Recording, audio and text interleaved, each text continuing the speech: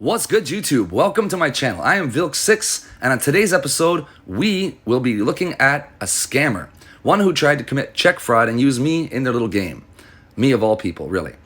Now, we're going to get into this in just a minute, but I want to remind you, thank you for your follows on every other social media platform, but don't forget to like, share, and subscribe to this channel. Also, hit that little bell so you can get notified every time I post new content.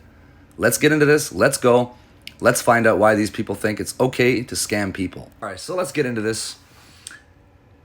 It starts out as what appears to be a legitimate job offer, but I'm going to start out by telling you that nobody's going to reach out to you on Facebook for a job offer.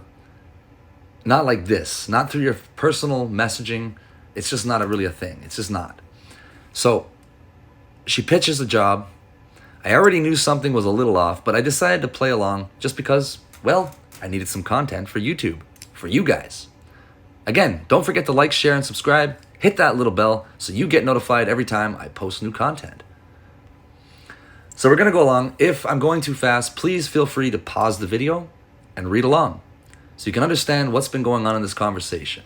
Now, remember, I've been playing stupid up until the point that I got the check.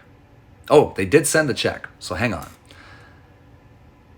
So she goes on to explain, I don't answer right away, so I had to tell her, putting my son to bed.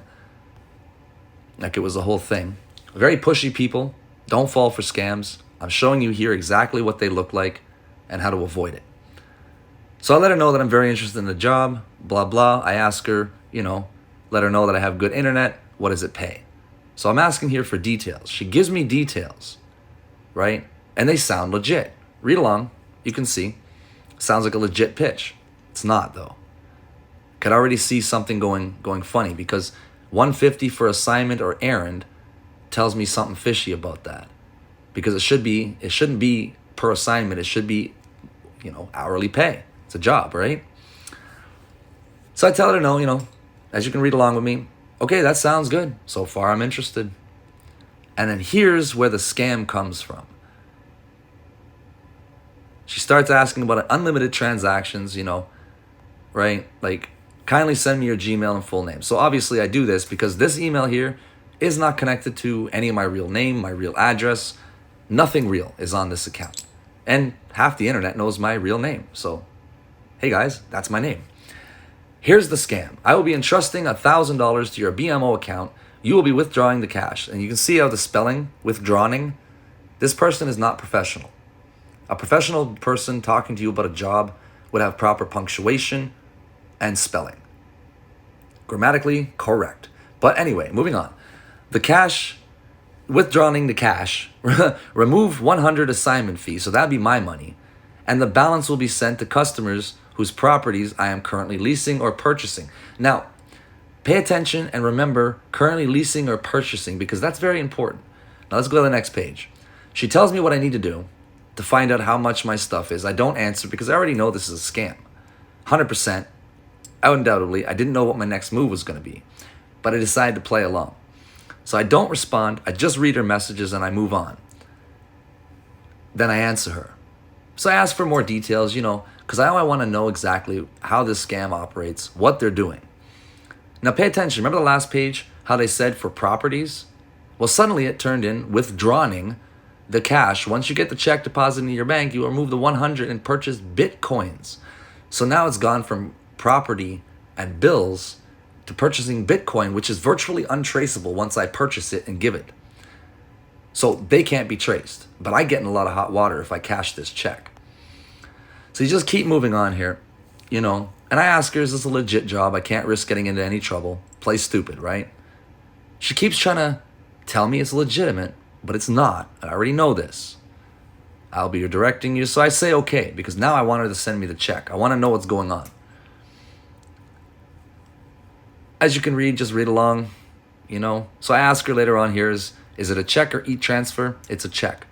That's uncertain. That's certainly check fraud. Now I know. So I go on to let her know that my bank only has a 300 limit because she's saying she's going to send me 1,000. And I'm trying to tell her in here that, I only have a daily limit of 300 when I cash a check. It takes 4 days. As you can see, I let her know 4 days right here. I show her, but she's still insistent. send the Gmail, blah, blah, blah again. She already has this. And again, I tell her, I can't take it out for 4 days. So now check out where she goes with this. Don't worry, you'll be able to take it out. Make sure you're active. Then I tell her again, my bank holds for 4 days. Yes. Give me 10 to 15 minutes. She sends the check.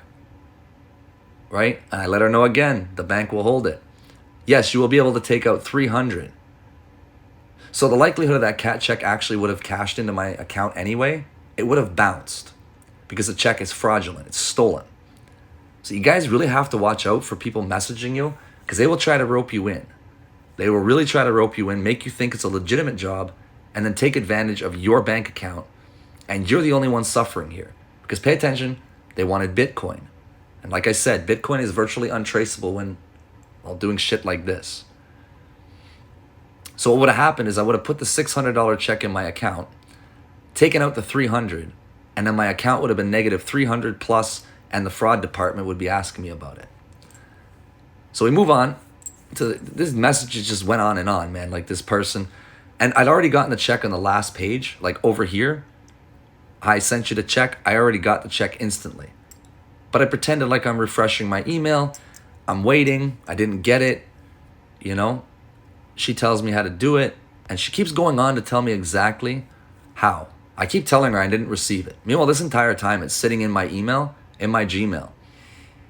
And while I'm talking to her, I'm researching the name on the check and the address on the check to figure out whose check it really is. I've discovered who it is, and I'm going to reach out to this person personally through Facebook and let them know that their checks are being frauded and they need to call their bank.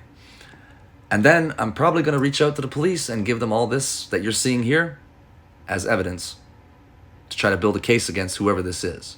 Because this is not the first time that this person has actually reached out to me. They reached out to me on a different Facebook a little while back. And here's the check. Now, this check, as you can see, is actually made out to me for 600 Canadian dollars. Right. But if you look underneath this blackout at the top left corner, I checked out that address and that name on the check. This poor girl. I feel so bad for people who get scammed like this. All right, we'll pass by these. So before we get to this part, we're going to go back to the top of this. And this is, I get this after. Read along while I explain. So this I got after I stopped messaging her back once she sent the check. Now, as you can see, I'm going to read out my comment out loud because it's just funny as hell. After she tells me the FBI, you know, I'm like, this is going to make a great YouTube. This is Canada. It would have been the RCMP, right? So these scammers are dumb. They try to scare you if you don't do what they say, right? So you think it's legitimate and you're going to get in trouble if you don't, okay? So you got to be careful of that too.